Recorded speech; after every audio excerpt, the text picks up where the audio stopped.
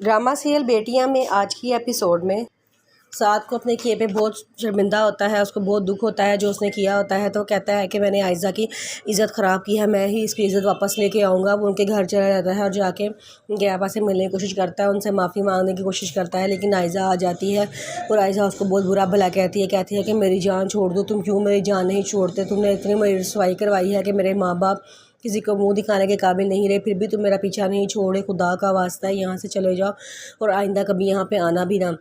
साथ कहता है प्लीज़ थोड़ी देर बैठ के मेरी बात सुन लो, मैं अपने आप को क्लियर करना चाहता हूँ, मैं तुम्हारी बेगुनाही साबित करना चाहता हूँ, सिर्फ मेरे से थोड़ी सी बात सुन लो। मैं कोई किसी को नुकसान नहीं पहुँचाऊँगा, ना ही मैं किसी की इज़्ज़त ख़राब करने के लिए आया हूँ, मैं सिर्फ एक बात करने आया हूँ। अंकल आप मेरी आयज़ा से शादी करवा दें, मैं सारी ज़िंदगी इसको खुश रखूँगा। अजीबो-गरीब रिश्तों से बेहतर है कि आप उसकी मेरे से शादी करवा दें, इसकी अपनी खुशी भी इसी में ही है। आप इससे मेरी शादी करवा दें ताकि मैं और ये हंसी खुशी ज़िंदगी गुजार सकें। और जिस पर उसके बाबा कहते हैं कि नहीं तुम निकल जाओ यहाँ से।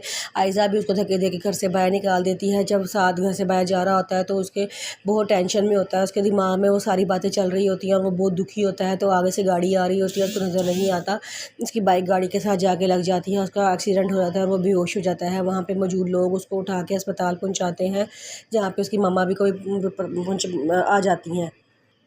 उसकी मम्मा को डॉक्टर कहते हैं कि इनके पापा कहाँ पर हैं। वो कहती हैं कि इनके पापा तो बाहर के मुल्क होते हैं। वो कहते हैं कि फ़िलहाल आप 1.5 लाख रुपया जमा करवाएं, इनका फ़ौरन ऑपरेशन करना पड़ेगा, उसके बाद हम आपको कुछ बताएंगे और बेहतर है कि आप इनके पापा को भी फ़ोन करके बुला लें। वो कहती है अच्छा ठीक है। फिर वो उसके पापा को फ़ोन करते हैं, उसके पापा कहते हैं कि मैं इस मीटिंग में हूँ, मैं तुमसे कोई बात नहीं कर सकता। वो कहती है कि मुझे भी आपसे बात करने का शौक़ नहीं है, लेकिन मैं सिर्फ इतना बताना चाह रही हूँ कि साद हॉस्पिटल में एडमिट है, उसका एक्सीडेंट हुआ है, वो ज़िंदगी और मौत की कशमकश में मुब्तला है, अपनी आखिरी सांसें ले रहा है। अगर आप उसको देखना चाहते हैं तो आप हॉस्पिटल पहुँच जाएँ, पता मैंने आपको सेंड कर दिया है।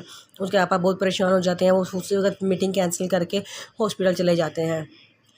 आयज़ा दानिश को फ़ोन करती है और कहती है कि मैं आपसे माफ़ी मांगना चाहती हूँ, लेकिन वो दानिश उसकी फ़ोन नहीं सुनता, फ़ोन बंद करता है। इस तरह से आयज़ा अपने दिल पे ले लेती है, उसको बहुत बुखार हो जाता है और उसका बीपी बहुत लो हो जाता है। वो डॉक्टर को बुला कर लेकर आते हैं। डॉक्टर कहती है कि इनको क्या कोई सदमा तो नहीं पहुँचा।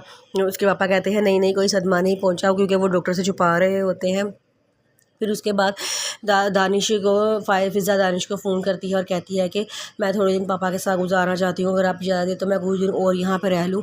दानिश कहता है कि हाँ रह लूँ, आपको मुझसे पूछने की कोई ज़रूरत नहीं है, और कोई काम तो नहीं है। फ़िज़ा कहती है नहीं मुझे और कोई काम नहीं। दानिश कहता है अच्छा चलो मैं फ़ोन बंद कर रहा हूँ, मैं यहाँ काम कर रहा हूँ। फ़िज़ा फिर फ़ोन बंद कर देती है। दानिश की जिनके साथ मीटिंग होती है वो दरअसल साद के पापा होते हैं।